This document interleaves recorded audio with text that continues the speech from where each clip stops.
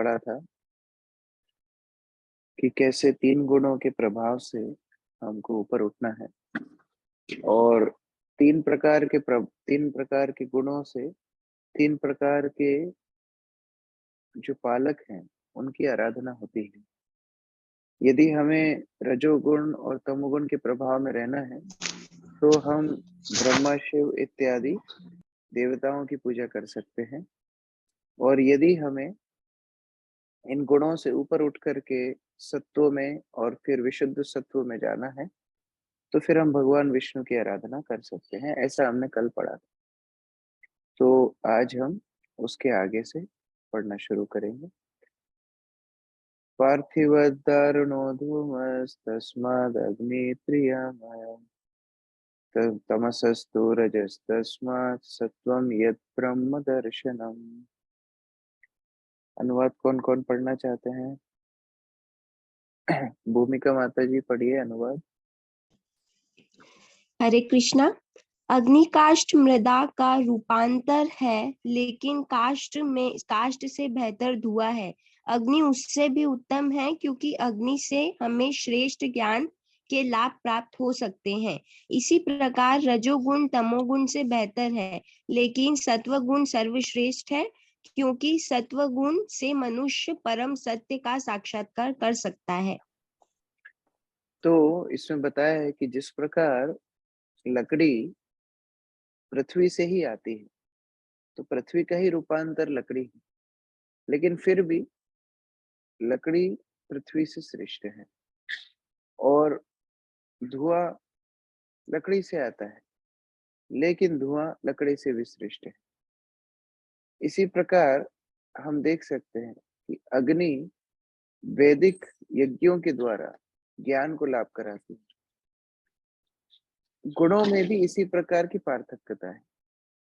तमोगुण से बेहतर रजोगुण है, सतोगुण दोनों से बेहतर है, क्योंकि सत्वगुण में जो अग्नि के समान यहाँ पर तुलना की गई है, वह सत्वगुण वास्तव में साक्षात्कार ज्ञान देता है। जिस प्रकार अग्नि का दो दो लक्षण है, एक प्रकाश और एक ताप, उसी प्रकार से सत्वगुण भी व्यक्ति को प्रकाश रूपी ज्ञान देता है और ताप रूपी सुख देता है। तो इस प्रकार से ये सत्वगुण के दो गुण हैं। तो तात्पर्य में ठीक से समझते हैं इस श्लोक के बारे में। अनीता माता जी पढ़िए। जैसा कि पहले कहा जा चुका है, भगवान की भक्तिमय सेवा से ही इस भौतिक जगत के बद्ध जीवन से छुटकारा प्राप्त किया जा सकता है। इसके आगे यहाँ पर यह बताया गया है कि मनुष्य को सत्वगुण के पद तक ऊपर उठना होता है, जिससे वह भगवान की भक्ति के योग्य बन सके। किंतु यदि प्रगति में बाधाएं आए तो सक्षम गुरु के निर्देशन से तमस पद से भी धीरे धीरे सत्व पद तक ऊपर उठा जा सकता है। अतः निष्ठावान व्यक्तियों को चाहिए कि प्रगति के लिए प्रामाणिक दक्ष गुरु के पास जाएं, जो उन्हें तमस, रजस या सत्व की किसी भी अवस्था से मुक्ति पद तक ले जा सके। हरे कृष्ण। तो जिस प्रकार यहाँ पर बताया है, लकड़ी मानो तमोगुण के समान है, उसमें कोई क्रिया नहीं, लेकिन जब लकड़ी आग को पकड़ती है तो धुआं निकलता है।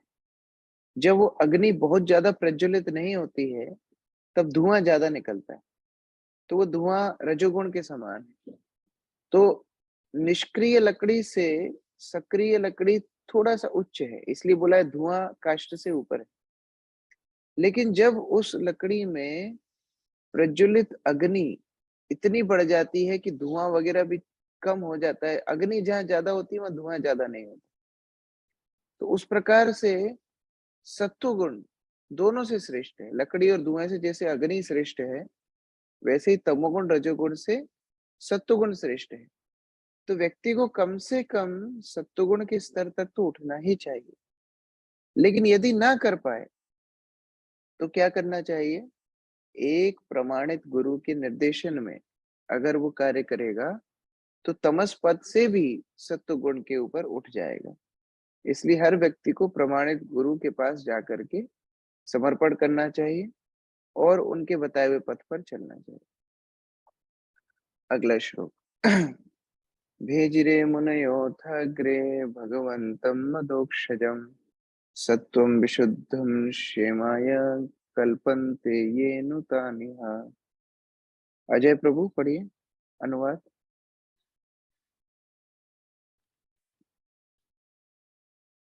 अनम्यूट। हरे कृष्णा प्रभु जी। पूर्व काल में समस्त महामुनियों ने श्री भगवान की सेवा की, क्योंकि वे प्रकृति के तीनों गुणों से परे हैं। उन्होंने भौतिक परिस्थितियों से मुक्त होने हेतु और फलस्वरूप परम लाभ प्राप्त करने हेतु श्री भगवान की पूजा की। अतएव जो कोई इन महामुनियों का अनुसरण करता है, वह भी इस भौतिक संसार से मोक्ष का अधिकारी बन जाता है। तो यह गीता में भी भगवान ने बताया है।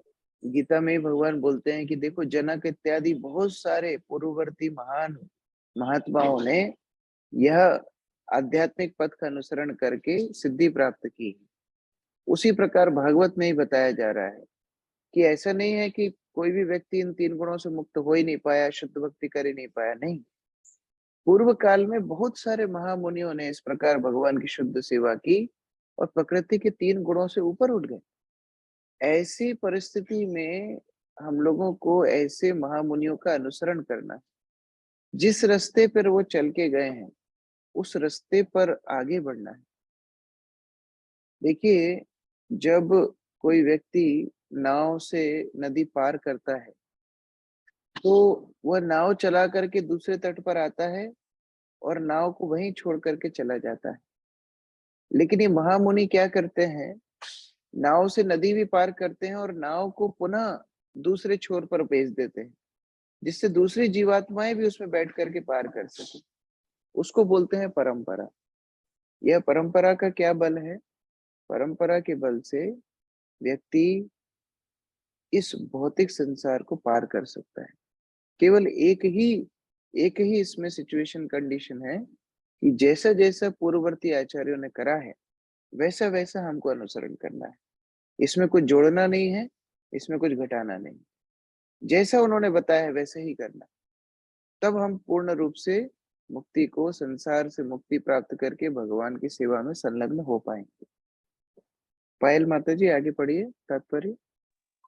हरे कृष्ण प्रभु जी। धर्मचरण का प्रयोजन ना तो भौतिक लाभ प्राप्त करना है, ना ही आत्मा और पदार्थ के अंतर को बताने वाला सरल ज्ञान ही अर्जित करना है। धार्मिक अनुष्ठानों का चरम उद्देश्य अपने आप को भौतिक बंधन से छुटना है और उस दिव्य जगत को स्वतंत्रता का जीव पुनः प्राप्त करना है। भगवान की प्रधानता रहते हैं। अतः धार्मिक नियमों का संचालन स्वयं भगवान द्वारा होता है तथा धर्म का उद्देश्य महाजनों अर्थात भगवान के अधिकृत प्रतिनिधियों और अतिरिक्त और कोई नहीं जानता। भगवान के ऐसे 12 महाजन हैं जो धर्म के उद्देश्य को जानते हैं और वे सभी भगवान की दिव्य सेवा में लगे रहते हैं। जो लोग अपना हित चाहते हैं उन्हें चाहिए कि इन महाजनों का अनुसरण करें और उससे परम लाभ प्राप्त। तो कोई पूछ सकता है कि ये महाजन मतलब कौन है?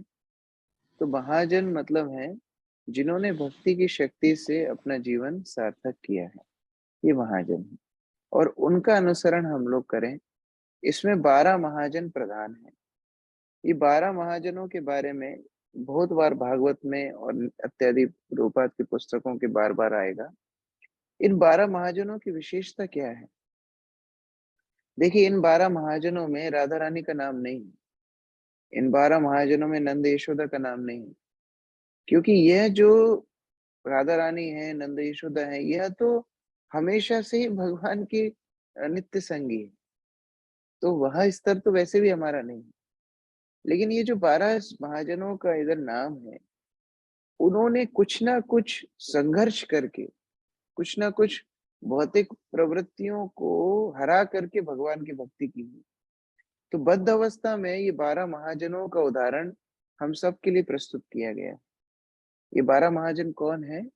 जिनको याद है बहुत अच्छी बात है, जिनको नहीं है वो लोग लिख सकते हैं। स्वयंभू नारद शंभु कुमार कपिलो मुनि प्रहलादो जनको भीष्म बलि वैयासकीर्वयम्। सबसे पहले स्वयंभू।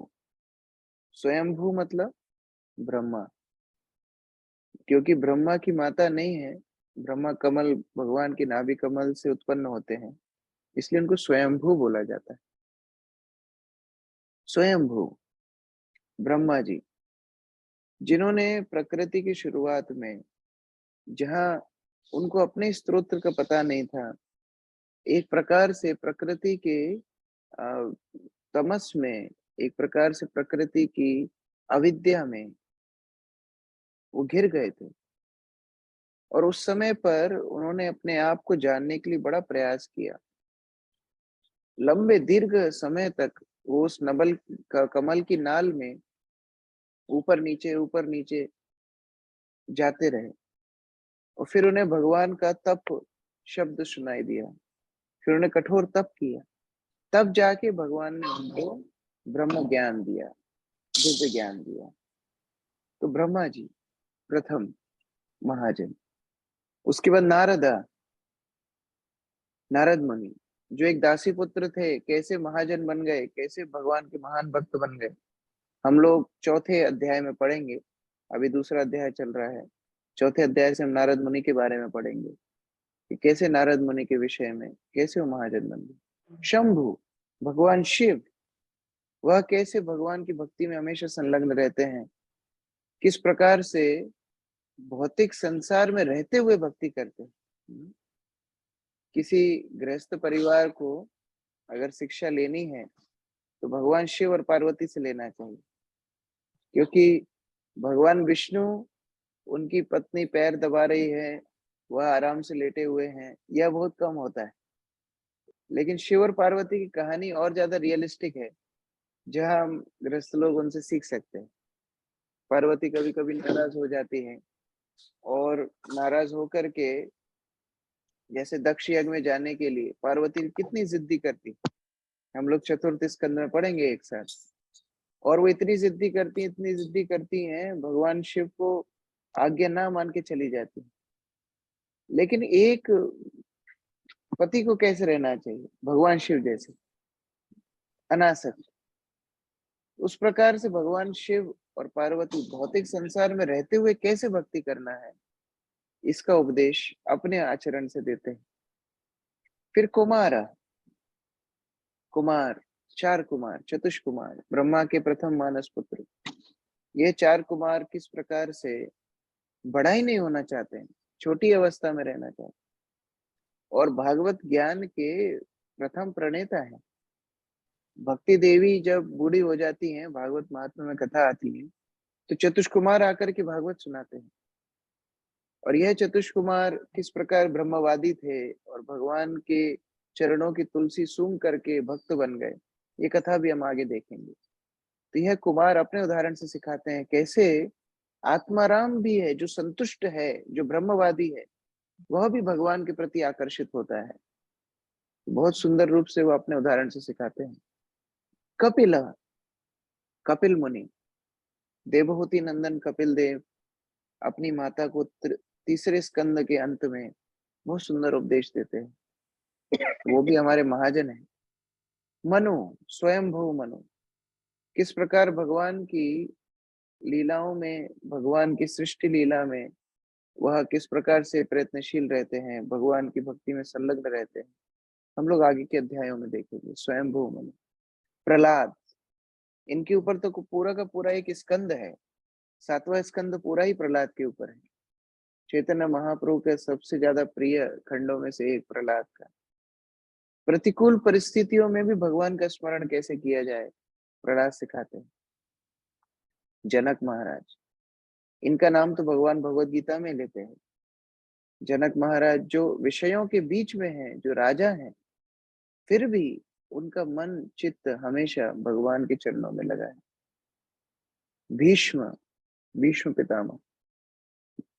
भीष्म पितामह कौरवों की तरफ आजीवन ब्रह्मचारी जीवन लेकिन रहते थे राजमहल में, कैसे वही स्थिति, कैसे विषयों के बीच में रहकर भी इंद्रियों का निग्रह करना और भगवान के ऊपर अपना चित्त लगाना, पूरा जीवन अपनी मति को संरक्षित करके अंत समय में भगवान को अपनी मति को अर्पित करना, भीष्म पितामह सिखाते हैं।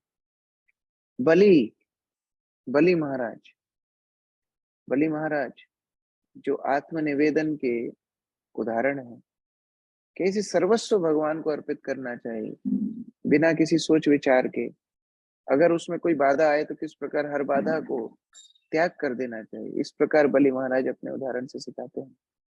वही सखी सुखदेव गोस्वामी जो जन्म से ही, हमने पिछले श्लोकों में देखा था इस अध्याय की शुरुआत में, जन्म लेते ही वन की तरफ निकल गया हो, ऐसा बैरागी सुखदेव गोस्वामी भागवत के श्लोकों को सुन के पुनः व्यासदेव के पास आते हैं और भागवत के श्लोकों को सुन के पुनः उन्हें परीक्षित महाराज को सुनाते हैं। और अंत में यमराज, इस प्रकार से यमराज जो भगवान के शुद्ध भक्त हैं, ऐसे महान भक्त भी अपने स्वभाव के प्रतिकूल सेवा कर रहे हैं। कोई भक्त तो एक चींटी को भी कष्ट नहीं पहुंचा सकता है, लेकिन यमराज को भगवान ने इतना कठोर ये कार्य दिया है कि सारे जीवात्माओं को जो पाप कृत्य करते हैं उनको सजा देने का। और सही भी है, थोड़ा विचार करके देखिए, यमराज की जगह अगर कोई क्रूर हृदय, कोई कठोर हृदय व्यक्ति होता तो वो क्या करता? वो तो सभी जीवात्माओं को शोषण करता और उन्हें इतनी तकलीफ देता कि वो कभी भी भगवान की भक्ति नहीं कर पाते। यमराज कोमल हृदय हैं, इसलिए वहां पर बैठ करके इस प्रकार से आयोजन करते हैं कि जीवात्मा अपनी गलती को समझे और भगवान की भक्ति में संलग्न हो। यह थैंकलेस जॉब यमराज करते हैं। तो ये 12 महाजनों का उल्लेख भागवत में हुआ है। तो प्रभुपाद बता रहे हैं इस प्रकार महाजन हमारे आदर्श हैं और वो जिस रास्ते में चले हैं उस रास्ते का अनुसरण करते हुए हम आगे बढ़ेंगे तो हम परम लाभ को प्राप्त करेंगे। अगला श्लोक।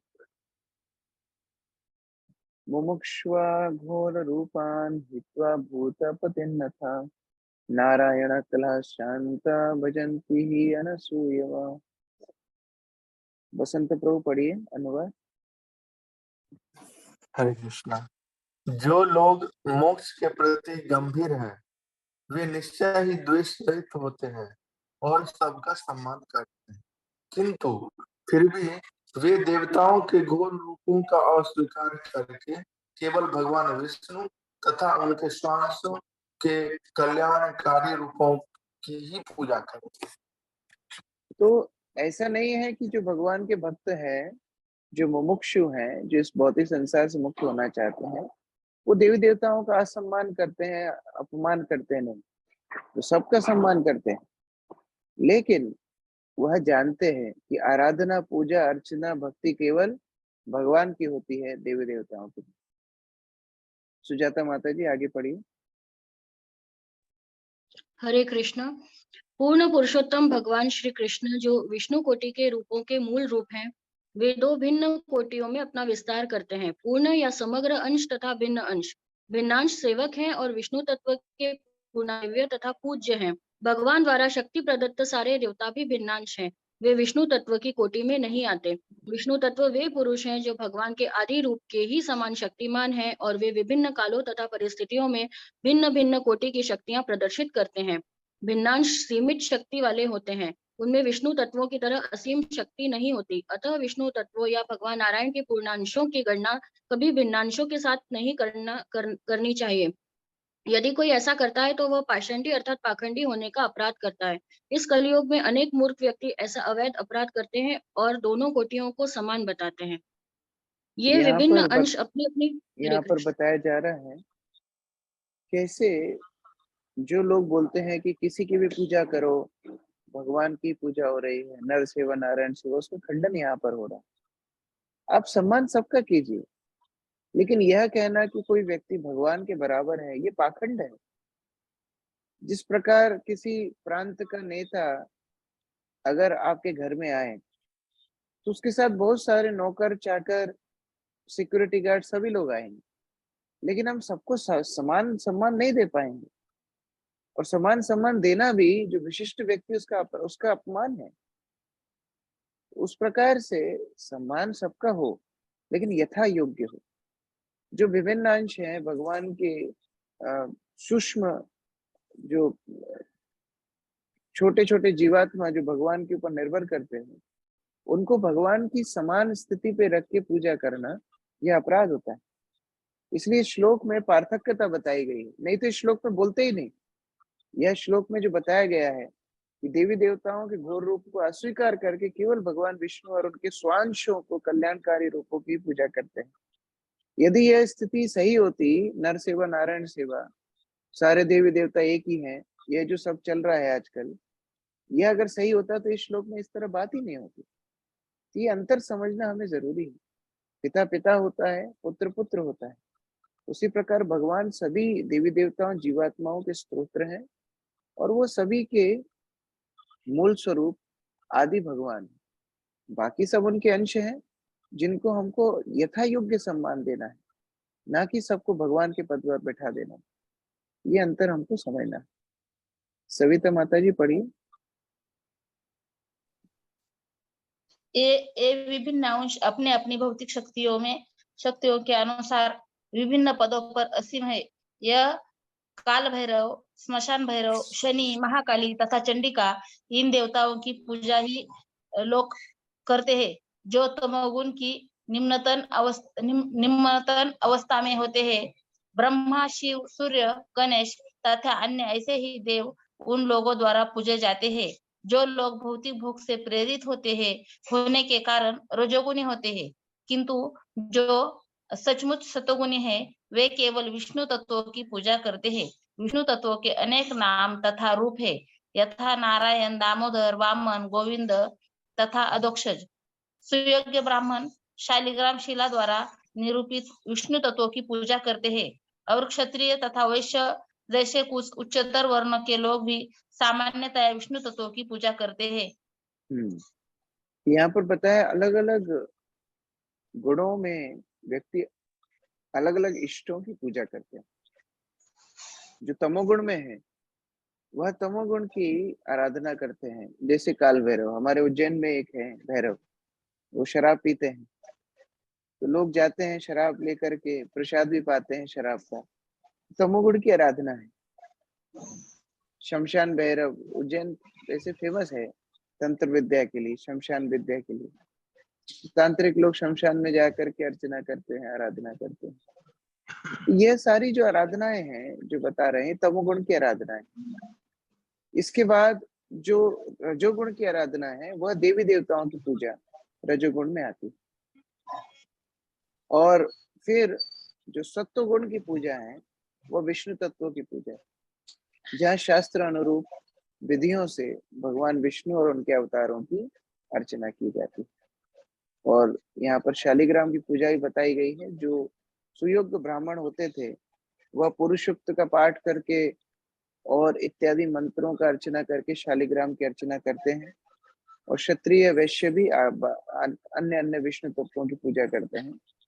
हमारे मंदिर में भी, राधा मदन मोहन मंदिर में भी 5 शालिग्राम शिलाएं हैं। हो सकता है आप लोगों ने नहीं देखा, और दूर से केवल एक दिखती है बड़ी शिला। आपने देखा होगा मदन मोहन के और ललिता देवी के बीच में एक बड़ी शालिग्राम शिला है, कूर्म शिला, उसका दर्शन आप कर सकते हैं। और उसके पास में ही 4 और शिलाएं हैं, एक द्वारका शिला है और बाकी 3 सामान्य शालिग्राम शिलाएं हैं। तो जो पुजारी उनकी अर्चना करते हैं वो सुबह 5 बजे जब कपाट बंद हो जाते हैं, 5 बजे से 7:30 बजे तक 2 से 2.5 घंटा उनकी अर्चना करने में लगता है, जिसमें पुरुषोक्त के द्वारा षोडश उपचार उनको अर्पित किए जाते हैं, पंचामृत से अभिषेक किया जाता है। उसके बाद सुंदर चंदन पुष्पों से उनको श्रृंगार करके और रत्न सिंहासन पे उन्हें बिठा करके भोग लगाया जाता है। तो ये सारी विधियां सतोगुण की विधियां हैं, और इनसे हमारी भक्ति में सतोगुण आता है और हम धीरे धीरे धीरे तत्व ज्ञान को समझने के लिए आगे बढ़ते हैं, अग्रसर होते हैं। विनीत प्रभु आगे पढ़िए। हरे कृष्णा प्रभु जी। सतोगुणी योग्यतम ब्राह्मण कभी भी अन्य व्यक्तियों की पूजा विधि से ईर्ष्या नहीं करते।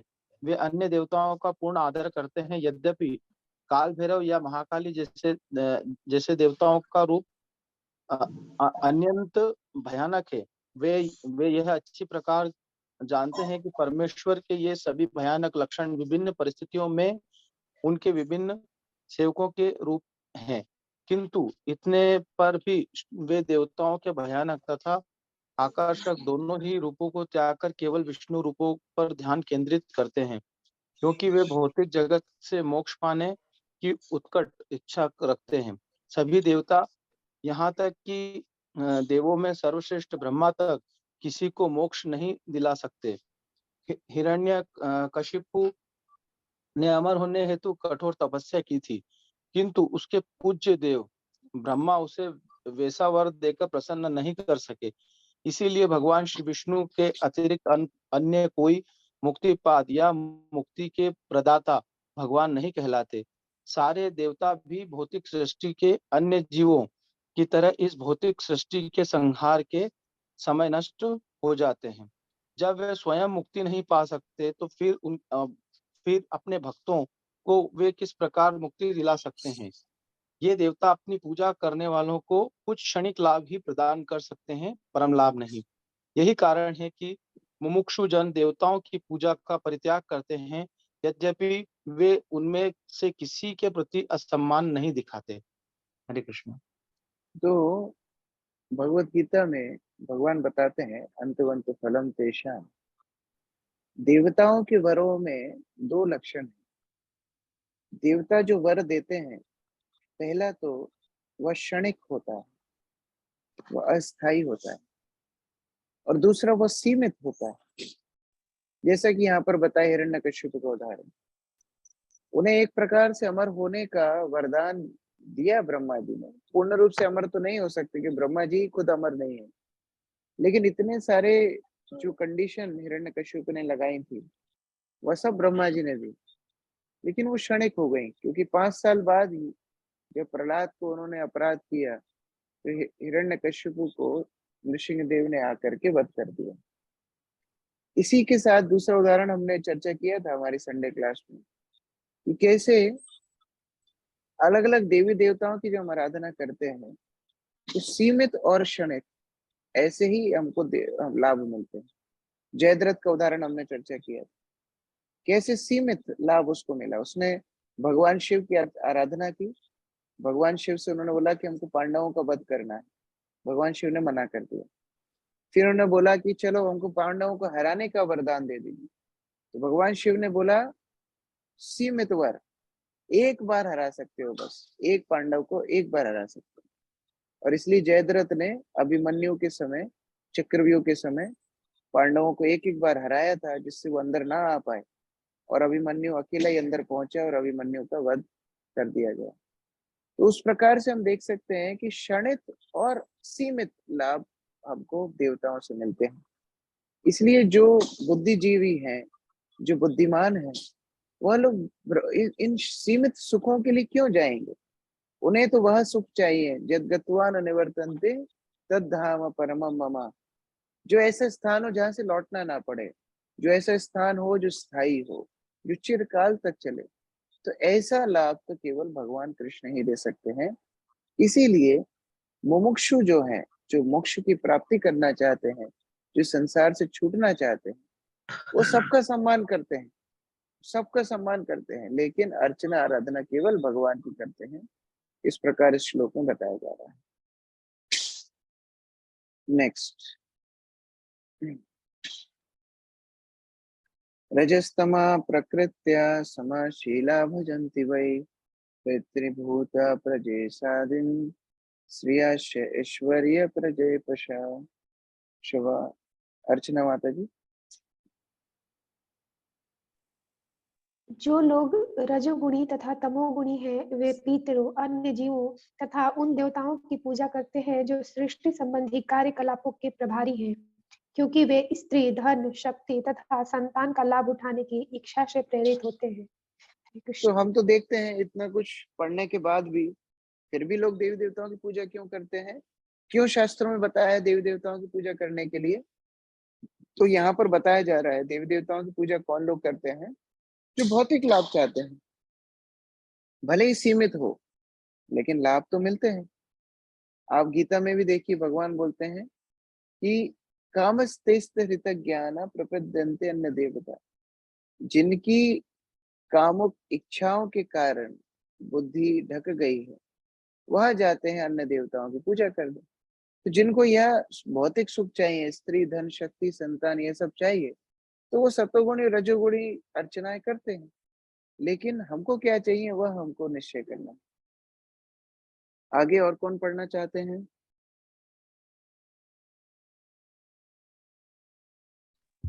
पायल माता, अमित प्रभु पढ़िए। अमित प्रभु तात्पर्य से पढ़िए।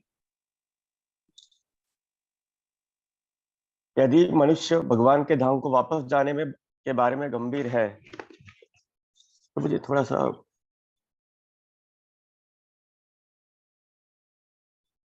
दिख रहा है। यदि मनुष्य भगवान के धाम में जाने के बारे में गंभीर है, तो उसे किसी भी कोटि के देवता की पूजा करने की कोई आवश्यकता नहीं है।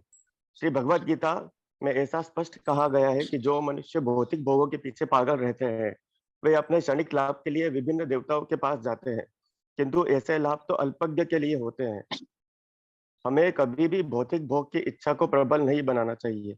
भौतिक भोग जीवन में उतना ही अपनाना चाहिए जितना जीवन की न्यूनतम आवश्यकताओं के लिए जरूरी है, ना उससे कम ना उससे ज्यादा।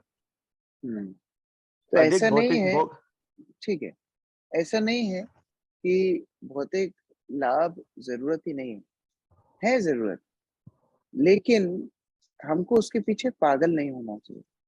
जैसा कि हमने पहले भी चर्चा किया था, नीड्स एंड वांट्स, जरूरतें हैं उनकी पूर्ति करें। शरीर चलाने के लिए जितना जरूरी है, परिवार के पालन के लिए जितना जरूरी है, उतना करें, लेकिन इतनी अपनी इच्छाओं के लिए पागल ना हो जाए कि हम भगवान को ही भूल जाए। यह करना निरर्थक हो जाएगा। संजय प्रभु, ये हाईलाइटेड पार्ट पढ़िए। हरे कृष्णा। विष्णु की पूजा से इस जीवन में लाभ तो मिलता ही है, किंतु मृत्यु के बाद अगले जीवन में भी लाभ मिलता है। इन सिद्धांतों को भूलकर जो लोग अधिक धन, अधिक स्त्रियां और तथा अधिक संतान चाहते हैं, वे ऐसे विभिन्न देवताओं की पूजा करते हैं। जीवन का लक्ष्य जीवन के कष्टों को समाप्त करना है, उन्हें बढ़ाना नहीं। हरे कृष्ण।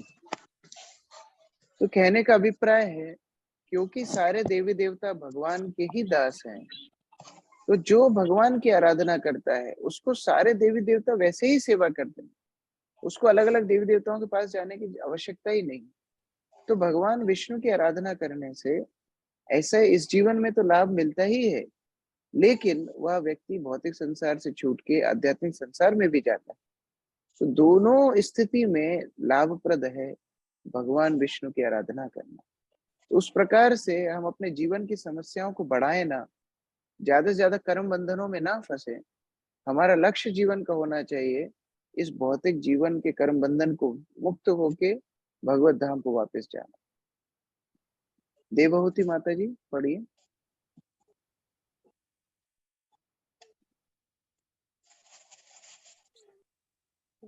जब भगवान श्री कृष्ण साक्षात ब्रज धाम में विद्यमान थे, तो उन्होंने इंद्र की पूजा बंद कर दी और ब्रजवासियों को सलाह दी थी कि वह अपने व्यवसाय द्वारा ईश्वर की पूजा करें और उनमें श्रद्धा रखें। भौतिक लाभ के लिए वसुदेव पूजा धर्म की विकृति है। भागवत के प्रथम प्रारंभ में कि इस प्रकार की धार्मिकता का निंदा करता धर्म कर दी गई है। संसार में केवल एक ही धर्म है जिसका पालन हर एक को करना चाहिए, और वह है भागवत धर्म। जो लोग पूर्ण पुरुषोत्तम भगवान की पूजा सीखता है, अन्य किसी की नहीं। तो भगवान ने गीता में बोल तो दिया कि कोई भी देवी देवताओं की पूजा नहीं करना, लेकिन उन्हीं के बचपन में उन्होंने करके भी दिखाया। उन्होंने अपने ही घर में देवी देवताओं की पूजा देखी, इंद्र की पूजा ब्रजवासी करते और भगवान ने वह इंद्र पूजा बंद कराई। तो उस प्रकार से भगवान ने उनको बोला कि यह सब इंद्र देवताओं की पूजा करने की आपको कोई आवश्यकता नहीं है। पूजा करनी ही है तो भगवान की कीजिए। और फिर गोवर्धन पूजा करना भगवान ने आरंभ करवाया। उसके पहले भगवान ने कर्म मीमांसा का भी उपदेश दिया, हम लोग विस्तृत रूप से दशम स्कंद में पढ़ेंगे। लेकिन कहने का अभिप्राय यह है कि भगवान की वास्तविक अर्चना आराधना करना ही जीवन का लक्ष्य है। और अगला श्लोक हम जो पढ़ने वाले हैं बहुत महत्वपूर्ण है। जितने भी वैदिक क्रियाएं हैं जो अलग अलग लोग अलग अलग व्यक्तियों के लिए, अलग अलग देवताओं के लिए, अलग अलग जिंद के लिए क्या क्या करते हैं, वह सब छोड़ करके उनका परम लक्ष्य क्या है, यह 2 श्लोकों में बताया गया है। बहुत ही महत्वपूर्ण ये श्लोक है। सरल भी है याद रखने के लिए, लेकिन यह बहुत ही महत्वपूर्ण। वासुदेव परा वेदा वासुदेव परा मखा वासुदेव परा योगा वासुदेव परा क्रिया वासुदेव परम ज्ञानम वासुदेव परम तपा वासुदेव परो धर्म वासुदेव परा गति। बहुत ही महत्वपूर्ण श्लोक।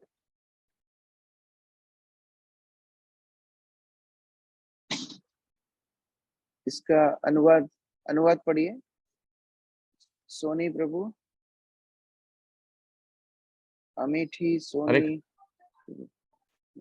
हरे कृष्ण प्रभु जी। हाँ माता जी पढ़िए।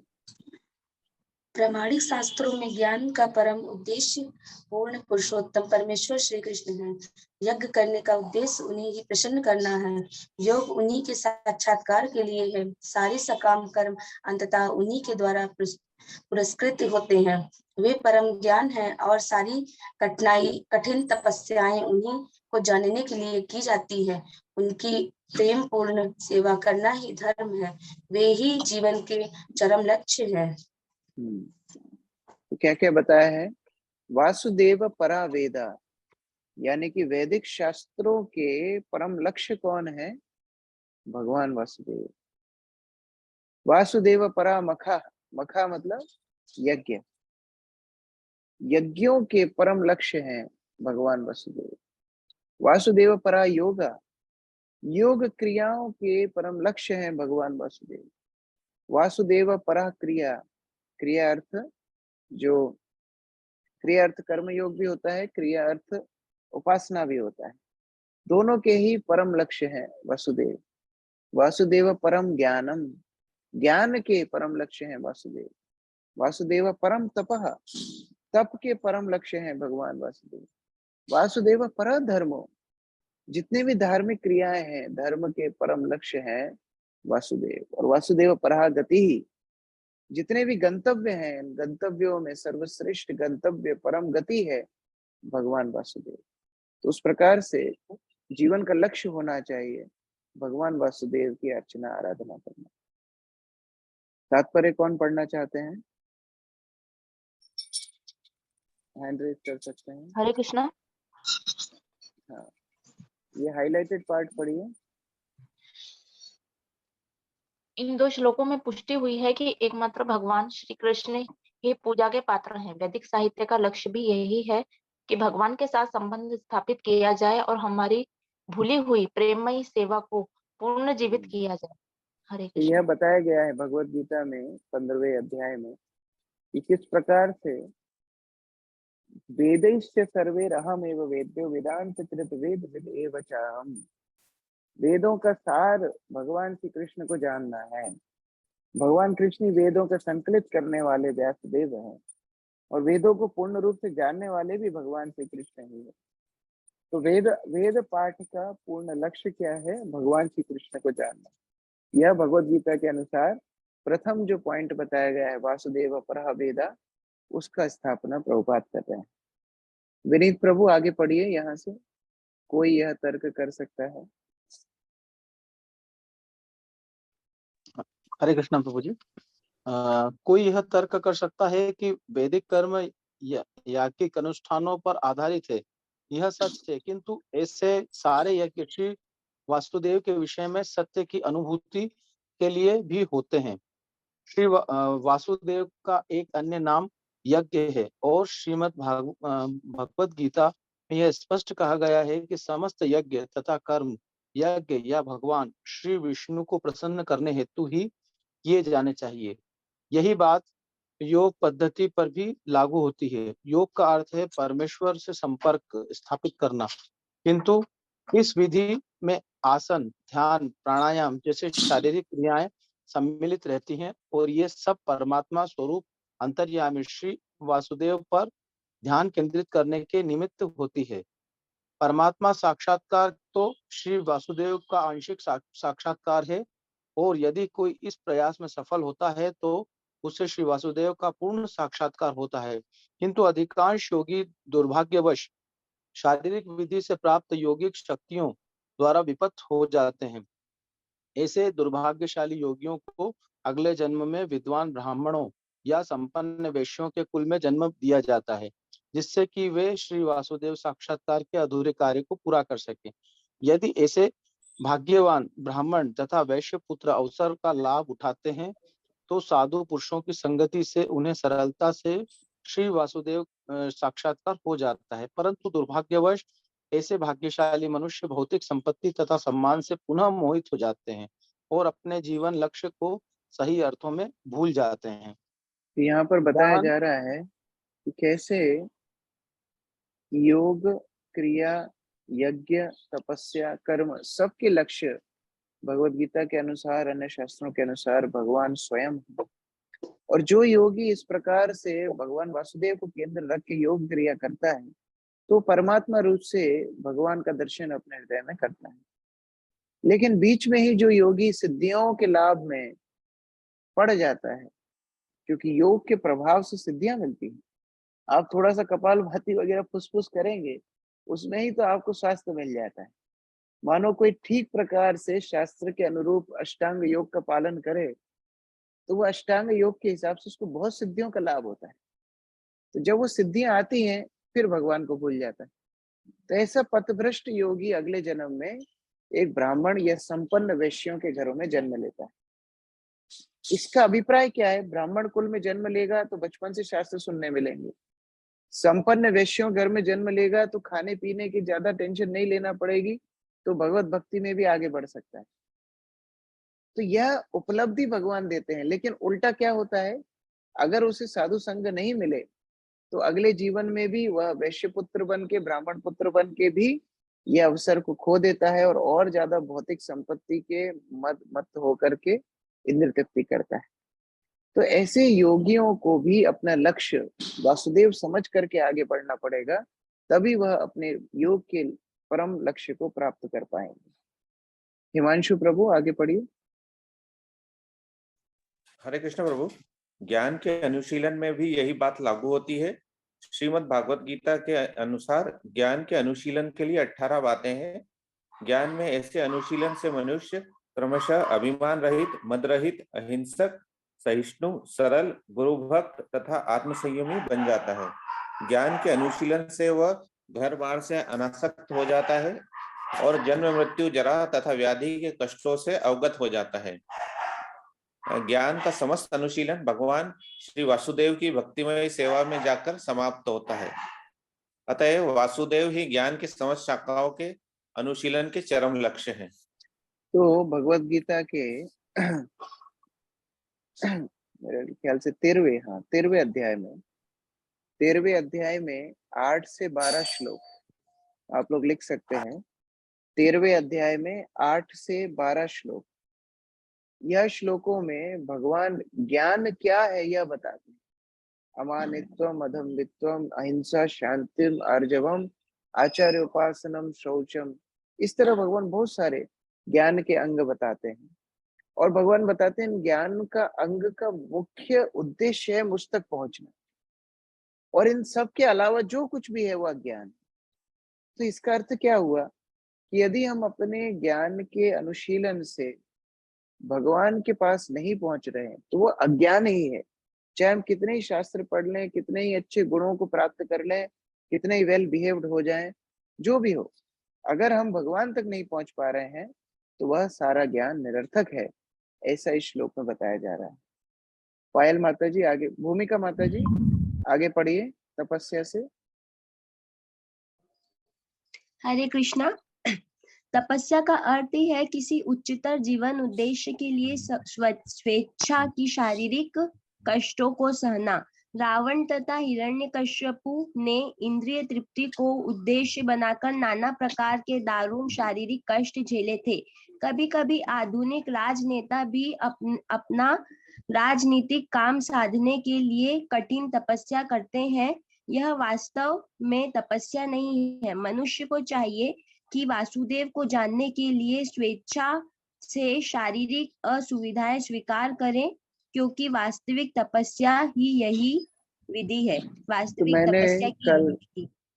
कल हम लोग कृष्ण जन्मभूमि पर गए थे और कृष्ण जन्मभूमि पर हम लोग कृष्ण कथा पे चर्चा कर रहे थे। तो एक प्रश्न आया कि प्रभु जी, वसुदेव और देवकी ने तो इतनी कठोर तपस्या की, हम लोग भी अगर तपस्या करेंगे तो हम लोग भी भगवान को प्राप्त कर लेंगे। तो हमने बोला हाँ बिल्कुल सही बात है।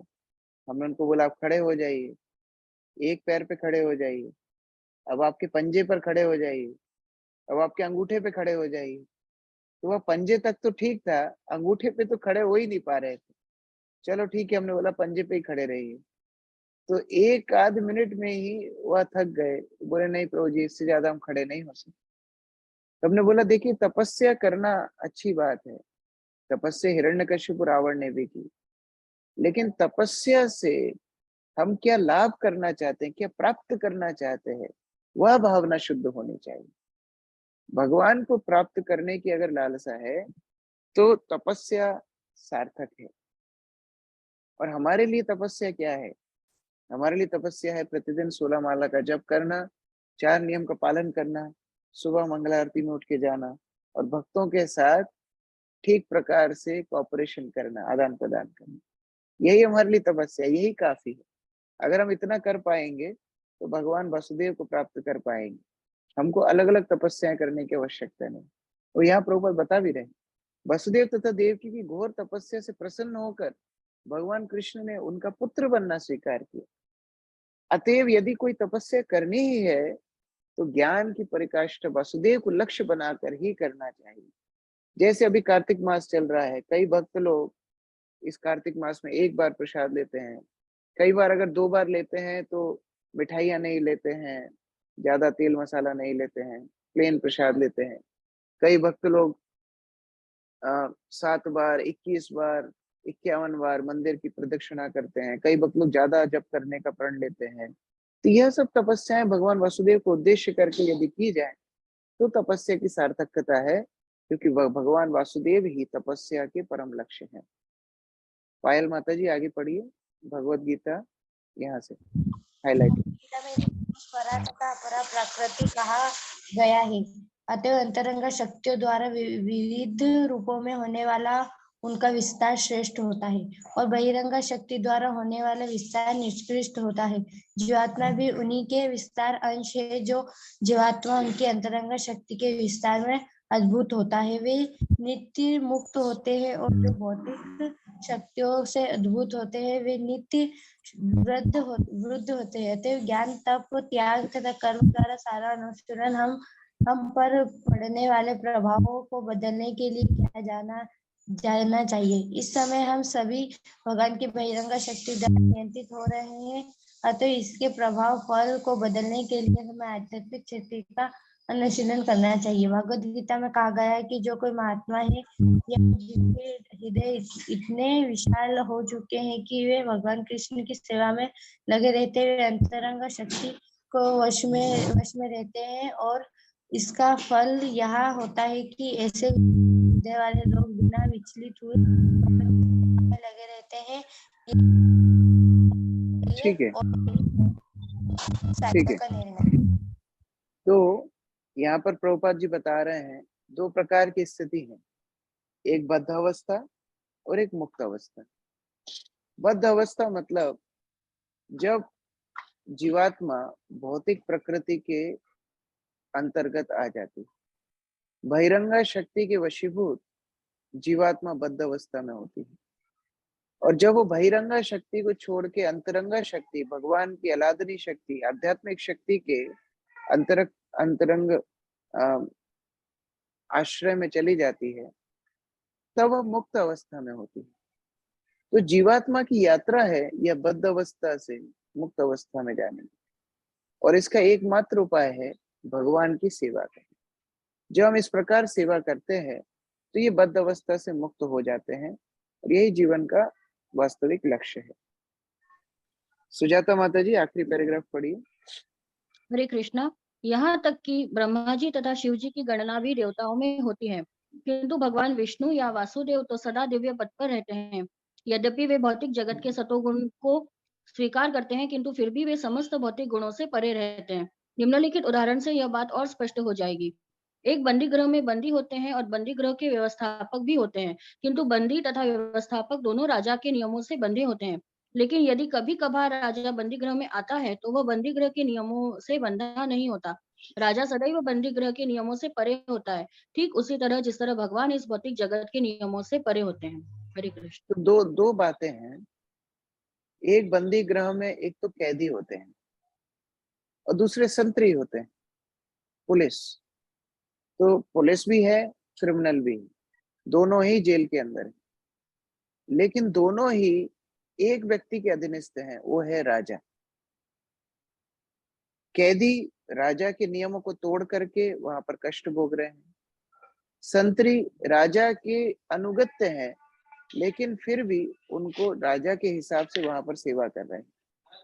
तो एक प्रकार से जो बद्ध जीवात्मा है वो दो प्रकार की हो गई। एक जो भगवान की बात मानते हैं वो सुरगण हो गए, वो देवता हो गए, और जो भगवान की बात नहीं मानते वो बद्ध जीवात्मा है, जो सुरगणों देवताओं के भी अधीनस्थ प्रकृति में इधर उधर अलग अलग प्रकृति में शरीर लेकर के अपना जीवन निर्वाह कर रहे हैं। लेकिन भगवान दोनों के ही मालिक है। अगर राजा स्वयं कारागार में आ जाए तो वह इन नियमों में बाध्य नहीं होगा। उस प्रकार से देवताओं में, बद्ध जीवात्माओं में और भगवान में पार्थक्यता प्रभुपाद एक सिंपल उदाहरण से समझा रहे हैं। समय बहुत हो गया है, लेकिन 2-3 पेज ही इस अध्याय में बचे हैं। क्या हम 5-10 मिनट और पढ़ सकते हैं या कल पढ़ेंगे? जी प्रभु जी, कर पढ़ सकते सकते हैं प्रभु। 5-10 मिनट और पढ़ेंगे तो ये अध्याय कंप्लीट हो जाएगा। जो लोग पढ़ना चाहते हैं वो हैंड रेज कर सकते हैं। ठीक है, अगला श्लोक। कौन सा श्लोक चल रहा है? ओके, हाँ। स एवेदं स जग्रे भगवान आत्ममायया सदसद्रूपाय चासौ गुणमाया गुणो विभु। यामिनी माता जी पढ़िए अनुवाद। इस भौतिक सृष्टि के प्रारंभ में उन भगवान वासुदेव ने अपने दिव्य पद पर रहकर अपनी ही अंतरंगा शक्ति के से कारण तथा कार्य की शक्तियां उत्पन्न की हैं। हाँ, तो जिस प्रकार पिछले श्लोक में प्रभुपाद सरल उदाहरण से समझा रहे थे कि राजा अगर कारागृह में आ भी जाए तो ऐसा नहीं है कि वह उस कारागृह के बंधन में आ गया। मायावादी लोग यह बोलते हैं कि भगवान जब आ जाते हैं, मायावाद विचारधारा ही यह है कि भगवान जब भौतिक संसार में आते हैं तो भगवान क्या हो जाते हैं? माया के वशीभूत हो जाते हैं। लेकिन भागवत इसको स्वीकार नहीं करती। भगवान अपने हमेशा दिव्य पद पर स्थित रहते हैं और केवल अपनी अंतरंगा शक्तियों से, अपनी शक्तियों से ही सारा कार्य संपादित करते हैं। इस प्रकार यहाँ पर बताया जा रहा है। अगला श्लोक। तया विलासितेषु एषु गुणेषु गुणवान्या अनंत प्रविष्ट अभाति विज्ञानेन विजिवृता। प्रसोधन माता जी अनुवाद पढ़िए। हरे कृष्ण प्रभु जी। भौतिक पदार्थ की उत्पत्ति करने के बाद भगवान वासुदेव अपना विस्तार करके उसमें प्रवेश करते हैं। यद्यपि वे प्रकृति के गुणों में रहते हुए उत्पन्न जीवों में से एक जैसे लगते हैं, किंतु वे सदैव अपने दिव्य पद पर पूर्ण रूप से अलौकिक रहते हैं। हाँ, देखिए भौतिक पदार्थ भगवान के बिना चल ही नहीं सकते, तो भगवान हर भौतिक पदार्थ में प्रवेश करते हैं, लेकिन इसका मतलब यह नहीं है कि अपने दिव्य पद से च्युत हो गए। वो हमेशा अपने दिव्य स्थिति में स्थित रहते हैं। विनीत प्रभु तात्पर्य पढ़िए। हरे कृष्णा। जीवात्मा श्री भगवान के विभक्त अंश हैं, और जो बद्ध जीवात्मा आध्यात्मिक जगत में रहने लायक नहीं है, उन्हें इस भौतिक जगत में डाल दिया जाता है, जिससे वे जी भरकर पदार्थ का भोग कर सकें। परमात्मा के रूप में तथा जीवों के नित्य सखा के तौर पर श्री भगवान अपने किसी एक पूर्ण अंश द्वारा जीवों के साथ रहकर उनके भौतिक भोगों में पथ प्रदर्शक बनते हैं और उनके सभी कार्यकलापों के साक्षी रहते हैं। जहाँ जीवात्मा भौतिक भोग करते हैं, वहीं श्री भगवान भौतिक वातावरण से प्रभावित हुए बिना अपने दिव्य पद पर बने रहते हैं। श्रुतियों में कहा गया है कि एक वृक्ष पर 2 पक्षी हैं। तो यह उदाहरण बहुत ही प्रचलित है वैदिक शास्त्रों में, जिसमें बताया गया है कि कैसे शरीर रूपी वृक्ष में 2 पक्षी बैठते हैं। एक पक्षी उस वृक्ष के फलों को खाता है और दूसरा पक्षी केवल उसको देखता है। यह परमात्मा और जीवात्मा को संबोधित करते हैं। जो पक्षी फलों को खा रहा है वृक्ष पे बैठ करके, वह पक्षी जीवात्मा है, वह कर्मों के फलों को भोगता है। और जो पक्षी केवल देख रहा है, वह परमात्मा है, वह उपदृष्टा अनुमंता है, जो बैठ करके देखते हैं कि कैसे जीवात्मा कर्म कर रहा है और उसकी सहायता करने का प्रयास करते हैं। तो उस प्रकार से परमात्मा के यहाँ पर कार्य को दर्शाया गया है। यथा ही अवहितो वहने दारशो एक स्वन् योनिषु नानेव भाति विश्वात्मा भूतेषु च तथा पुमान। शालिनी माता जी पढ़िए। हरे कृष्ण। परमात्मा रूप में भगवान सभी वस्तुओं में उसी तरह व्याप्त रहते हैं जिस तरह काष्ठ के भीतर अग्नि व्याप्त रहती है, और इस प्रकार यद्यपि वे एक एवं अद्वितीय हैं, वे अनेक प्रकार से दिखते हैं। हाँ, जिस प्रकार लकड़ी में आग हमेशा रहती है लेकिन दिखती नहीं है, जब लकड़ी को घिसा जाएगा तब उसमें आग आएगी, उसी प्रकार भगवान हर वस्तु में है, लेकिन उनको देखने के लिए एक साक्षात्कार होने के लिए शुद्ध होना पड़ेगा। एक शास्त्र अनुरूप जो विधि है उसका पालन करना पड़ेगा। पूर्ण पुरुषोत्तम भगवान वासुदेव अपने किसी एक पूर्णांश से सारे भौतिक जगत में विस्तार करते हैं और उनका अस्तित्व परमाणु ऊर्जा तक के भीतर देखा जा सकता है। तो हर वस्तु में, हर जीवात्मा के साथ, हर परमाणु तक में भगवान उपस्थित है। पदार्थ, प्रतिपदार्थ, प्रोटॉन, न्यूट्रॉन आदि भगवान के परमात्मा रूप के विभिन्न परिणाम हैं। जिस प्रकार काष्ठ से अग्नि प्रकट होती है या दूध से मक्खन निकलता है, उसी प्रकार परमात्मा रूप में भगवान की उपस्थिति उन दिव्य विषयों के वेद्य श्रवण तथा कीर्तन की सम्मत विधि द्वारा अनुभव की जा सकती है, जिनका वर्णन उपनिषदों तथा वेदांत जैसी वैदिक साहित्य में विशेष रूप से हुआ है। तो भगवान सर्वत्र विराजमान है हर स्थिति में, लेकिन उनको अनुभव करने के लिए व्यक्ति को श्रवण कीर्तन रूप से उनको प्रकट करने का प्रयास करना चाहिए। संजय प्रभु यहाँ से पढ़िए। जो श्रीमद पूज्य गुरु। हरे कृष्ण। श्रीमद पूज्य गुरु काष्ठ रूप जीवात्मा में विनम्रता से श्रवण करने वाले कर्णों द्वारा समुचित दिव्य संदेश प्रविष्ट कराकर आध्यात्मिक अग्नि प्रज्वलित करा सकते हैं। अतएव विनम्रता से सुनने की इच्छा के साथ ही समुचित गुरु के पास जाना चाहिए। इस प्रकार धीरे धीरे दैवी अस्तित्व की अनुभूति हो जाती है। पशुता तथा मानवता का भेद इसी विधि पर आधारित है। मनुष्य ठीक से सुन सकता है, जबकि पशु ऐसा नहीं कर सकता। हरे कृष्ण। तो मनुष्यों का एकमात्र जो विशेषता है वह है धर्मो हि तेषाम अधिको विशेषो, धर्म का अनुसरण करना, प्रमाणित गुरु के पास जाकर के कृष्ण कथा का श्रवण करना। और ऐसे प्रमाणित गुरु सक्षम है कृष्ण चेतना को पुनः जागृत करने के लिए, जिस प्रकार काष्ठ से अग्नि का प्रज्वलन किया जा सकता है। अगला श्लोक। असौ गुणमयैर्भावैर्भूतो सूक्ष्मेन्द्रियात्मभिः स्वनिर्मितेषु निर्विष्टो भुंक्ते भूतेषु तद्गुणान्। अमित प्रभु अनुवाद पढ़िए। हरे कृष्ण प्रभु। भौतिक जगत के तीनों गुणों से प्रभावित हुए जीवों के देह में परमात्मा प्रविष्ट होते हैं और सूक्ष्म मन के द्वारा तीनों गुणों के फल भोगने के लिए जीवों को प्रेरित करते हैं। हरे कृष्णा। तो जिस प्रकार जीवात्मा अपनी इच्छाएं करती है, उनको पूर्ण करने के लिए उसको परमात्मा की सहायता लगती है। अजय प्रभु तात्पर्य पढ़िए। हरे कृष्ण। तात्पर्य सर्वाधिक बुद्धिमान जीव ब्रह्मा से लेकर नगण्य चींटी तक जीवों की 84 लाख योनियां है और ये सब के सब अपने सूक्ष्म मन तथा स्थूल शरीर की इच्छाओं के अनुसार भौतिक संसार का भोग करते हैं। स्थूल भौतिक शरीर सूक्ष्म मन की अवस्थाओं पर आधारित होता है और इंद्रियां जीव की इच्छा अनुसार उत्पन्न की जाती है। श्री भगवान परमात्मा रूप में जीव को भौतिक सुख प्राप्त करने में सहायक बनते हैं, क्योंकि जीव अपनी इच्छा के अनुसार कोई भी भौतिक सुख प्राप्त करने में पूर्ण रूप से अक्षम है। वह इच्छा करने वाला है और श्री भगवान उसका नियमन करने वाले हैं।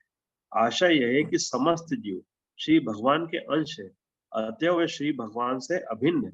श्रीमद् भगवत गीता में श्री भगवान ने विविध शरीरधारी जीवों को अपना पुत्र कहा है। पुत्रों के सुख एवं दुख परोक्ष रूप से पिता के भी सुख एवं दुख होते हैं, तो भी पुत्रों के सुख दुख से पिता प्रत्यक्ष रूप से प्रभावित नहीं होते। वे इतने दयालु हैं कि वे जीव के साथ परमात्मा रूप में निरंतर बने रहते हैं और जीव को वास्तविक सुख की ओर प्रेरित करते रहते हैं। तो जीवात्मा इतना निर्भर है भगवान के ऊपर कि वह स्वयं तो इंद्रिय तृप्ति भी नहीं कर सकता, तो उसको भगवान का सहयोग हर स्थिति में लगता है। लेकिन यहाँ पर बताया जा रहा है कि जिस प्रकार एक पिता अपने बच्चों को दुख में देख करके दुखी होते हैं, भगवान भी जीवात्माओं को दुखी देख करके दुखी होते हैं और उनकी मदद करने के लिए हमेशा तत्पर रहते हैं। लेकिन प्रत्यक्ष रूप से उन्हें सुख दुख प्रभावित नहीं करते। बच्चे को चोट लगती है तो पिता को दुख होता है, लेकिन ऐसा नहीं है कि पिता को चोट लग गई। इसी प्रकार भगवान यद्यपि भौतिक संसार से प्रभावित नहीं होते, लेकिन जब जीवात्माएं दुख भोगती हैं तो उन्हें भी कष्ट होता है और उनकी मदद करने के लिए भगवान तत्पर रहते हैं। आगे, भावयति येष सत्वेन लोकान् वै लोक भावना लीलावतारणारुतो देवत्रियन्नारदिषु नरादिषु। आगे कौन पढ़ेंगे? अर्चना माता जी पढ़िए अनुवाद। आखिरी श्लोक है। इस प्रकार श्री भगवान जो सारे ब्रह्मांडों के स्वामी हैं, देवताओं, मनुष्यों तथा निम्न पशुओं से आवासित सारे ग्रहों का पालन पोषण करने वाले हैं। वे अवतरित होकर शुद्ध सत्व गुण में रहने वालों के उद्धार हेतु लीलाएं करते हैं। तो यहाँ पर अब बताया जा रहा है, इतने कठिन जटिल जो ब्रह्मांड है जिसमें जीवात्माएं फंसे हुए हैं, इंद्रिय तृप्ति की होड़ हवड़ में लगे हुए हैं, ऐसे जीवात्माओं को फिर भगवान यद्यपि परमात्मा रूप से मदद कर ही रहे हैं, लेकिन बाह्य रूप से भी अवतार लेते हैं, जिससे वो उनकी लीलाओं के प्रति आकर्षित हो, जिससे जीवात्मा अपने भौतिक इंद्रिय तृप्ति को छोड़ के भगवान के प्रति अग्रसर हो। तो ऐसे लीला अवतार अभी अगले अध्याय में बताए जाएंगे कि भगवान के अलग अलग लीला अवतार, शक्तिविश अवतार क्या है। तो बहुत लंबी लिस्ट आएगी, अलग अलग अवतारों के बारे में आप जानेंगे और हम यह भी जानेंगे कैसे कृष्ण सारे अवतारों के स्तोत्र हैं। ये तीसरे अध्याय की विषय वस्तु है जो हम कल से शुरू करेंगे। प्रीति माता जी इसका तात्पर्य पढ़िए। हरे कृष्ण प्रभु जी। भौतिक ब्रह्मांड अनगिनित है और प्रत्येक ब्रह्मांड में असंख्य ग्रह हैं, जिनमें विविध गुणों वाले विभिन्न कोटि के जीव निवास करते हैं। श्री भगवान श्री विष्णु इनमें से प्रत्येक लोक में तथा प्रत्येक जीव समूह में अवतरित होते ही रहते हैं। वे उनके बीच अपनी दिव्य लीलाओं का प्रदर्शन करते हैं, जिससे उनमें श्री भगवान के धाम वापस जाने की रुचि उत्पन्न हो। श्री भगवान अपनी मूल दिव्य अवस्था को परिवर्तित नहीं करते, अपितु देश काल तथा समाज के अनुसार वे भिन्न भिन्न प्रकार के रूपों में प्रकट होते हैं। कभी वे स्वयं अवतरित होते हैं तो कभी किसी अन्य उपयुक्त जीव को अपना प्रतिनिधि बनाकर उससे शक्ति प्रदान करते हैं, किंतु प्रत्येक दशा में उद्देश्य एक ही रहता है। श्री भगवान चाहते हैं कि दुख उठाने वाला जीव उनके पास अर्थात भगवत धाम वापस आ जाए। सारे जीव जिस सुख के लिए ललायित रहते हैं वह असंख्य ब्रह्मांडों में और भौतिक ग्रहों के किसी भी कोने में कहीं भी प्राप्य नहीं है। जीव जिस शाश्वत सुख की कामना करता है वह केवल श्री भगवान के परम धाम में ही उपलब्ध है, किंतु विस्मरणशील जीव प्रकृति के गुणों के वश में आकर श्री भगवान के परम धाम के विषय में कुछ भी नहीं जानता। अतः श्री भगवान अपने परम धाम का संदेश प्रसारित करने हेतु स्वयं अवतरित होते हैं या ईश पुत्र के रूप में अपने प्रामाणिक प्रतिनिधि को भेजते हैं। ऐसा अवतार या ईश पुत्र भगवत धाम जाने के संदेश का प्रचार प्रसार केवल मानव समाज में ही नहीं करते, बल्कि उनका काम सभी समाजों में, देवताओं में तथा मनुष्यों के अतिरिक्त अन्य जीवों में भी चलता रहता है। इस प्रकार श्रीमद् भागवतम के प्रथम स्कंद के अंतर दिव्यता तथा दिव्य सेवा नामक दूसरे अध्याय के भक्ति वेदांत तात्पर्य पूर्ण हुए। हरे कृष्ण। ग्रंथराज श्रीमद् भागवतम की जय। समवेत भक्त वृंद की जय। श्रील प्रभुपाद की जय। निताई गौर प्रेमानंदे हरे कृष्ण। हरे कृष्ण। तो हम अभी अगली बार से कल से तृतीय अध्याय में प्रवेश करेंगे और देखते हैं बीच में एक आध दिन आपका टेस्ट रहेगा, तो उस दिन भी भागवत रीडिंग नहीं छोड़ेंगे, क्योंकि अभी आपको एक्सपीरियंस हो गया। लास्ट टाइम टेस्ट तो 5-10 मिनट से ज्यादा नहीं लगता है, तो आधा घंटा भागवत पढ़ने के बाद फिर 10 मिनट टेस्ट कर लेंगे। तो आप लोग दूसरे अध्याय को रिवीजन कर सकते हैं, पढ़ सकते हैं। कोई अगर प्रश्न है तो उनको अगली कक्षा में भी पूछ सकते हैं, और अभी किसी का तत्पर प्रश्न है तो पूछ सकते हैं। यद्यपि समय हो गया, फिर भी किसी का प्रश्न है तो पूछ सकते। अजय प्रभु। हरे कृष्णा प्रभु जी। प्रभु जी, परा तथा अपरा प्रकृति, इसको भगवान ने 7वें अध्याय गीता में 2 प्रकार की प्रकृतियां बताई हैं। एक है अपरा प्रकृति। अपरा प्रकृति कौन सी होती है? जो भौतिक प्रकृति है। ये अष्टधा 8 प्रकार से होती है। भूमि, अप, अनलो, वायु, खम, मनो, बुद्धि रेवच अहंकार इत्यम में प्रकृति भिन्न अष्टधा। भगवान गीता के 7वें अध्याय में बताते हैं। पंच महाभूत पृथ्वी, आकाश, जल, अग्नि, वायु और मन, बुद्धि, अहंकार, यह 8 वस्तुएं मिल करके भगवान की अपरा प्रकृति बनाते हैं, यानी भौतिक प्रकृति बनाते हैं। इससे ऊपर होती है परा प्रकृति। परा प्रकृति 2 प्रकार की होती है। एक है भगवान की अलादनी शक्ति और दूसरी है जीव शक्ति, हम और आप। ये जीव शक्ति को तटस्थ भी बोलते हैं, तट स्थित, यानी बीच में है। कभी ये अपरा प्रकृति के पास चला जाता है, जैसे कि हम बद्ध अवस्था में, और कभी यही तटस्थ जीव परा प्रकृति के पास चला जाता है, जो कि आध्यात्मिक जगत है, वो मुक्त अवस्था है। तो ये 2 प्रकार की शक्तियां हैं, अपरा और परा। इसके बीच में हम हैं, तटस्थ। ठीक है, ओके।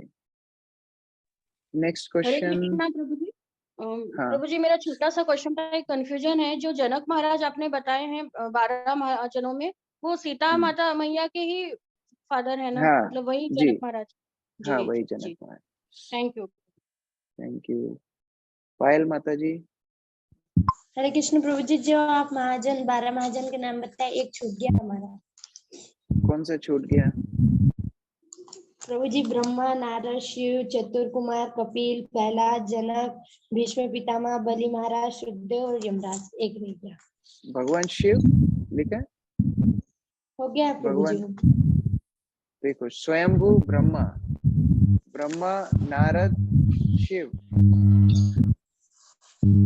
एक सेकंड, नॉइज आ रहा है। हाँ, ब्रह्मा, नारद, शिव, कुमार, कपिल, मनु, स्वयंभू मनु, प्रहलाद, जनक, भीष्म, बलि महाराज, सुखदेव गोस्वामी और यमराज। तो छठवें स्कंद के तीसरे अध्याय के 20वें श्लोक में आपको ये मिल जाएगा। 6-3-20, छठवें स्कंद तीसरा अध्याय 20वां श्लोक भागवतम। ठीक है, थैंक यू प्रभु जी। ओके, अमिठी सोनी माता जी, प्रश्न है? हरे कृष्ण प्रभु जी। हाँ बताइए। प्रभु जी 12 महाजनों के नाम एक बार फिर से बोल दीजिए। 12 महाजनों के नाम यहाँ चैट बॉक्स में बसंत प्रभु ने लिख दिए हैं। ब्रह्मा, नारद, शंभु, चतुष्कुमार, कपिल मुनि, स्वयंभू मनु, प्रहलाद, जनक, भीष्म, बलि महाराज, सुखदेव गोस्वामी, यमराज। आप छठवें स्कंद तीसरा अध्याय 20वां श्लोक देख सकते हैं भागवत। प्रभु जी एक बात और बताइए प्रभु, जैसे कार्तिक का महीना चल रहा है तो इसमें जैसे तुलसी जी की सेवा करनी रहती है तो तुलसी जी की पत्तियों को नहीं तोड़ सकते हैं? तुलसी की सेवा करनी चाहिए और प्रणाम करके उनको बोलना है, तुलसी माता जी हम आपको कृष्ण की सेवा में ले जाना चाहते हैं, कृपया करके हमको अनुमति दीजिए। उसके बाद आप तुलसी के पत्ते तोड़ करके भगवान की सेवा में लगा सकते हैं। ठीक है प्रभु जी, हरे कृष्ण प्रभु जी। ठीक है, अमित प्रभु। हरे कृष्ण प्रभु जी, जैसा कि दूसरे अध्याय के 26वें श्लोक में कहा गया है कि ब्रह्मा, शिव, सूर्य, गणेश रजोगुणी में आते हैं। तो प्रभु जी मेरा प्रश्न यही था कि हम हमेशा कोई भी प्राण प्रतिष्ठा करते हैं तो श्री गणेश जी का नाम पहले लेते हैं, तो हमें क्या फॉलो करना चाहिए? वह जो सिद्धांत है वो कर्म कांड के लिए है और उसमें भी यद्यपि वह थोड़ा सा हमको ट्रिक करने के लिए है कि गणेश पूजा पहले होती है, बट गणेश पूजा से पहले भी हम लोग जो आचमन करते हैं वो आचमन में क्या बोलते हैं? ओम अपवित्रो पवित्रो वा सर्वस्थाम गतोपि वा यत् स्मरेत पुंडरीकाक्षम स बाह्य अभ्यंतरा शुचि। तो पुंडरीकाक्ष का नाम लेते। पुंडरीकाक्ष कौन है? भगवान विष्णु। तो यद्यपि कर्म कांड में ही बोला है गणेश पूजा पहले करो, लेकिन गणेश पूजा की शुरुआत भी होती है भगवान विष्णु का नाम लेके। तो वह कर्म कांड के लिए स्थित है और वो बनाया ही इसलिए गया है कि व्यक्ति धीरे धीरे भगवान विष्णु की पूजा के स्तर पर आ जाए। तो हम लोग जब पूजा अर्चना करते हैं तो उस प्रकार से भगवान विष्णु को ही स्मरण करके करते हैं, क्योंकि जिस प्रकार वृक्ष की जड़ में अगर पानी डाल दिया जाए तो सारे पेड़ पौधों को अपने आप ही जल मिल जाता है, उसी प्रकार से भगवान वासुदेव को अगर अर्चना करते हैं तो सारी देवी देवताओं को हमको अलग अलग से पूजा करने की आवश्यकता नहीं होती। जी प्रभु। ठीक है, जी जी, थैंक यू। विनीत प्रभु। हरे कृष्ण प्रभु, दंडवत प्रणाम। प्रभु जी मेरा प्रश्न ये था कि जैसे हम अभी देवी देवताओं का जो पूजा का जो बताया है, तो प्रभु जी जैसे इसमें जो व्यक्ति पहले से करते आ रहे हैं जिन देवी देवताओं की, भगवान राम की आराधना या जो भी पहले करते आ रहे हैं, तो प्रभु जी जैसे हम अगर केवल भगवान श्री कृष्ण की आराधना में लगते हैं तो क्या इन देवी देवताओं की आराधना बिल्कुल नहीं करना चाहिए, या जो हम शुरू से करते हैं क्योंकि हम धीरे धीरे इसी पद से इस पद पे आए हैं, तो हमें क्या थैंकफुल नहीं होना चाहिए इनके प्रति? रोज भी हमारी पूजा देखो, अर्चना होती है उसमें। आप पहले जब स्कूल में चिरायु को डाले थे तो पहले वो एलकेजी में पढ़ रहा था, एलकेजी से यूकेजी में गया, फिर फर्स्ट क्लास में गया, फिर सेकंड क्लास में गया। तो जो प्राइमरी सेक्शन की टीचर्स थी उनके प्रति चिरायु थैंकफुल रहेगा, लेकिन इसका अर्थ यह नहीं है कि 5th क्लास में जाने के बाद भी फर्स्ट क्लास में जाके बैठेगा, वह आवश्यकता नहीं। तो यही प्रभुपाद बता रहे हैं, सम्मान दीजिए, कृतज्ञ रहिए, लेकिन पूजा अर्चना करने की आवश्यकता नहीं। अभी आप कृष्ण भक्ति के पथ में आ गए हैं, ये भागवत ग्रंथ वही बता रहा है कि वासुदेव परा योगा, वासुदेव परा गति, ये वास्तविक परम गति वासुदेव है। तो अगर हम उस स्थिति में आ गए हैं तो फिर अन्यत्र देवी देवताओं की पूजा अर्चना करने का आवश्यकता नहीं। हाँ, उनकी कृपा से आए हैं तो सम्मान करना है, लेकिन जितना समय हो भगवान कृष्ण की अर्चना आराधना करेंगे तो सारी देवी देवता प्रसन्न होंगे। जैसे हनुमान जी भगवान रामचंद्र के अंतरंग अनुयायी है, जब आप भगवान राम का नाम लेंगे तो हनुमान जी प्रसन्न होंगे और हनुमान जी से प्रार्थना करना है जाके कि आप हमको आशीर्वाद दीजिए, हम भगवान राम की अर्चना आराधना अच्छे से करें, कृष्ण नाम अच्छे से करें। इसी प्रकार बाकी जो देवी देवता है, भगवान शिव भगवान परम वैष्णव है, उनके पास जाके अर्चना आराधना करना है। आप जानते हैं वृंदावन में प्रवेश करने के पहले भक्त लोग भगवान शिव को प्रणाम करते हैं, अर्चना आराधना करते हैं कि आप यहाँ के क्षेत्रपाल हैं, आपकी कृपा से हम भगवान के धाम में प्रवेश कर पाएंगे, आप हमको कृपा दीजिए। तो उस प्रकार से देवी देवताओं का सम्मान करते हुए, उनको प्रणाम करते हुए हमको आगे बढ़ना है। लेकिन इसका अर्थ यह नहीं है कि अभी भी हम प्राइमरी सेक्शन में बैठेंगे, हमको अभी शुद्ध भक्ति के स्तर पर आगे बढ़ना है। और वो जो शुद्ध भक्ति करता है, देवी देवता भी उस भक्त की मदद करते हैं। शास्त्र में बताया है, हम लोग भागवत के आगे स्कंदों में देखेंगे, पंचम स्कंद में भरत महाराज की कथा आती है। भरत महाराज के तीसरे जन्म में वो जड़ भरत बने और कुछ काली उपासक उनको पकड़ करके लेकर के चले गए बलि देने के लिए। यह काली उपासक शास्त्र अनुरूप अमावस्या के दिन नर बलि देने के लिए तैयार हो गए, यज्ञ तैयार किया और बलि देने के लिए जैसे ही तैयार हुए, खड़ग से भरत महाराज का गला काटने वाले थे कि साक्षात भद्रकाली प्रकट हो गई और वो भद्रकाली उन्हीं की खड़ग से उन्हीं के भक्तों को मार दी सबको और जड़ भरत की रक्षा की। तो जड़ भरत तो कभी काली पूजा नहीं किए, लेकिन काली ने अपने भक्तों को मार करके जड़ भरत की रक्षा की। क्यों? क्योंकि जड़ भरत भगवान कृष्ण के परम वैष्णव थे और जो ऐसा वैष्णव भगवान की आराधना करता है, सारी देवी देवताओं से रुष्ट होना दूर, संतुष्ट होना दूर, उस भक्त की सहायता सेवा करते हैं। उस प्रकार से अभी शुद्ध भक्ति के स्तर पर हम आ रहे हैं, तो उसी का अनुशीलन हमको करना है। हाँ, जैसे प्रभुपाद ने बताया, तात्पर्य में सम्मान और कृतज्ञ रहते हुए किसी का अनादर नहीं करना है, लेकिन जितना समय सामर्थ्य हमारे पास है वो कृष्ण भक्ति में आगे लगाने का प्रयास हमको करना है। ठीक है जी प्रभु जी। इसलिए भागवत की शुरुआत में ही प्रभुपाद लिख दिया आमुख, यह ग्रंथ जनता का विप्लव, क्रांति लाने वाला ग्रंथ है। अभी तक जो हमारी सूझ समझ है वह सबको क्रांति लाने वाला ये ग्रंथ है। ये सब कुछ चेंज कर देता है जीवन में, इसलिए इसको अमल पुराण कहा गया है। ये परमहंस संहिता है, शुद्ध वैष्णव ही इसको स्वीकार कर पाते हैं। तो हमारा सौभाग्य, हम इस ग्रंथ में पढ़ने का, प्रवेश करने का प्रयास कर रहे हैं। ठीक है जी प्रभु जी। शंभवी माता जी। हरे कृष्णा प्रभु जी, दंडवत प्रणाम। प्रभु जी, जैसे आपने बताया कि कार्तिक मास में तुलसी के पौधे से तुलसी का पत्ता नहीं तोड़ते हैं, तो क्या नीचे में जो गिरा हुआ वो यूज कर सकते हैं? मैंने ऐसा नहीं बोला कि नहीं तोड़ते हैं। मैंने बोला आप प्रणाम कीजिए, माता से प्रार्थना कीजिए, तुलसी देवी कृष्ण की सेवा के लिए आपको हम ले जाना चाहते हैं, परमिशन लेके आप पत्ता तोड़ के भगवान की सेवा कर सकते हैं। और प्रभु जी, ये हमारे काढ़े के लिए तो हम नहीं तोड़ रहे हैं तुलसी का पत्ता, ये चाय में डालने के लिए नहीं तोड़ रहे हैं, ये कृष्ण सेवा के लिए। कृष्ण सेवा के लिए तुलसी महारानी हमेशा तत्पर रहती है, उसके लिए आप प्रार्थना करके ले सकते हैं। और प्रभु जी, नीचे में जो गिरा हुआ रहता है वो ले सकते हैं? वो भी ले सकते हैं, लेकिन आप कल्पना कीजिए आपकी प्लेट में किस प्रकार से आपको भोजन पसंद है। फ्रेश भोजन पसंद है कि नीचे पड़ा हुआ कोई उठा करके लेके आए हुआ पसंद है?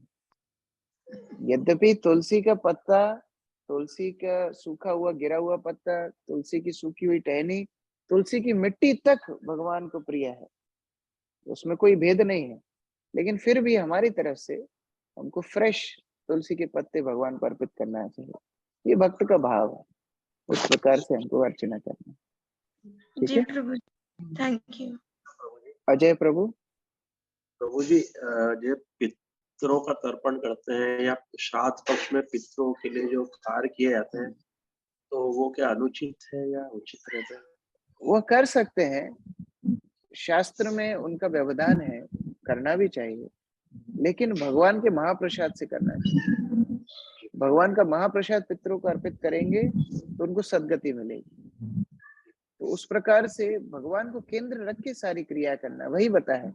यज्ञ दान तप तपस्या कुछ छोड़ना नहीं है, लेकिन भगवान को केंद्र में रख के करना है, तब वो सब चीजें सार्थक हो जाएंगी। ठीक है पायल माता जी। प्रभु जी, लक्ष्मी नारायण भगवान की पूजा हम मंदिर में कर सकते हैं कि नहीं? बिल्कुल कर सकते हैं, क्यों नहीं कर सकते। देखिए भगवान, हमने कुछ लोग शायद कल ही पढ़ा था या परसों ही पढ़ा था कि भगवान कृष्ण के जितने रूप हैं, रामादि मूर्ति शुक्ला नियमेन तिष्ठम, जितने भी रूप है, भगवान राम वामन सूर्य विष्णु, जितने भी रूप है सभी एक समान है, सभी की अर्चना आराधना करनी चाहिए, कर सकते हैं। हम लोग भी मंदिर में नरसिंह देव की अर्चना करते हैं, हमारे यहाँ वराह देव की अर्चना भी होती है, क्योंकि हमारे उज्जैन का लैंड मैटर चल रहा था और वराह देव भूमि के पति है, तो हमारे वराह देव की भी अर्चना डेली होती थी, अभी भी हो रही है। उस प्रकार से हम अलग अलग विष्णु अवतारों की अर्चना आराधना करते हैं। हमने शालिग्राम का बताया, आज आपको शालिग्राम की पूजा होती है। लेकिन एक बात देखना है, जो ये कृष्ण अवतार, ये जो कृष्ण अवतार तो नहीं है, ये जो कृष्ण का स्वयं रूप है, ये स्वयं रूप भक्तों के साथ जिस प्रकार आदान प्रदान करते हैं, बाकी अवतार नहीं करते। जैसे भगवान विष्णु के साथ दो ही रस है, एक शांत रस और एक दास्य रस। थोड़ा थोड़ा हो सकता है कि माता लक्ष्मी साथ में रहती है तो थोड़ा थोड़ा माधुर्य तो नहीं, लेकिन एक दंपति का रस उसमें है, लेकिन वो केवल लक्ष्मी के लिए और कोई भक्त के लिए नहीं। लेकिन मुख्य है दास्य और शांत।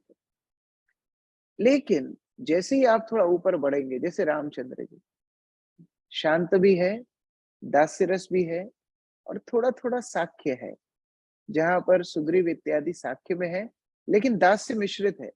सुग्रीव को रामचंद्र जी गले से लगाते हैं, लेकिन वो पैरों में गिरते हैं, नहीं नहीं प्रभु हम आपके दास हैं। तो उस प्रकार से वह भी ढाई रस उधर मिलता है, दो से थोड़ा ज्यादा। लेकिन जब आप गोलोक वृंदावन की बात सुनते हैं, वहां पांचों रस पूर्ण रूप से प्रकट है। शांत, दास, साख्य, वात्सल्य, मधुर, पांचों रस प्रकट है। तो भगवान के सारे ही रूप एक जैसे हैं, लेकिन उनका भक्तों के साथ आदान प्रदान किस रूप में सर्वाधिक है, यह हमको देखना है। जैसे मान लीजिए किसी बच्चे के पिता अगर पुलिस अफसर हो और वो घर पे बंदूक लेकर के धाए धाए मचाने लगे, बंदूक की गोलियां चलाने लगे, तो बच्चे तो डर जाएंगे। उसी प्रकार भगवान का विष्णु रूप है परित्राणाय साधुनाम विनाशाय दुष्कृताम, और यहाँ सृष्टि का पालन करने के लिए।